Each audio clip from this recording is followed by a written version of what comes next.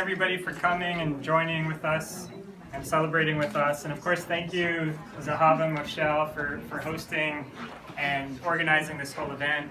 Thank you, Heshi, for helping and bringing the materials. There's the area at home. And of course, hi to my parents who are joining us from Boca via webcast. You guys can hear okay and see okay? Oh, yeah. And then obviously thank you to my beautiful wife for everything that you do, but especially for helping bring our son into this world. You know, I know I told you that I didn't really care if we had a boy or a girl as long as the baby was healthy. But the truth is I really so thank you for making that happen. So I just want to share a couple quick words about kind of why we're here today and what the ceremony is all about. The Pidion haben, or the redemption of the firstborn, is a rare mitzvah that can only be performed once in a lifetime. And not everyone is able to perform the mitzvah. The reason that this mitzvah is so rare is that it applies to the firstborn male child only. So if the firstborn child happens to be a girl, then the parents do not have a mitzvah to redeem her. But even if the firstborn child is a boy, if the father is a Kohen or a Levi, or if the mother's father is either a Kohen or a Levi, then there's no mitzvah to perform. And even if you've satisfied all those requirements, to perform the mitzvah, the baby must have been delivered in a natural manner. So if the baby was born by C-section, he will not require a Pidion haben.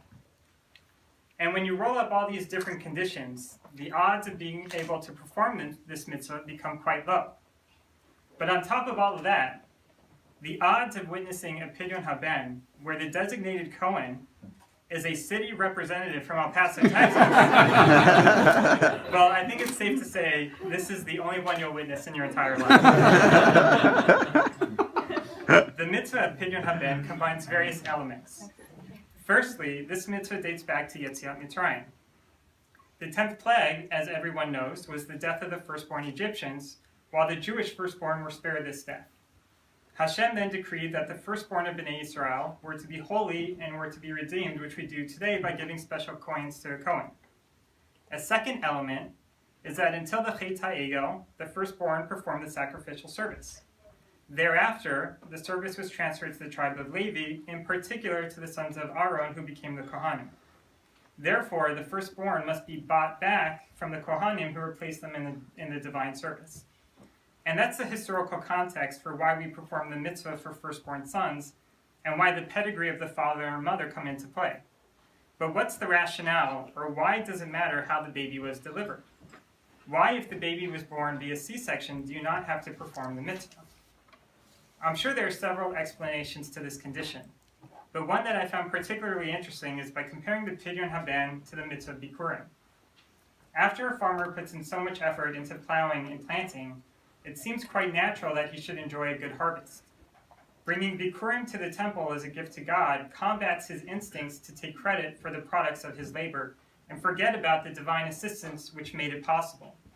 The Torah reminds him who is really responsible for the crops by requiring him to bring the first fruits to the temple.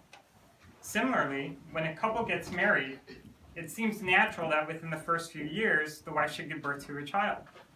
To prevent the parents from taking this process for granted, the firstborn son must be redeemed from the Kohen. This reminds them that what appeared natural is actually miraculous. However, a reminder is necessary only when the birth would have otherwise appeared natural. A child born by C-section, it's already clear that the traditional order of events isn't being followed, and divine assistance or action is in play, so no reminder is necessary. And so tonight, we recognize and thank God for the miraculous nature of childbirth and all the goodness and happiness He has bestowed upon us with the birth of our son, Eliezer Beryl James Brody. Thanks again, everybody, for coming, and please continue to eat and drink. The party's going all night. Shkaya. Beautiful.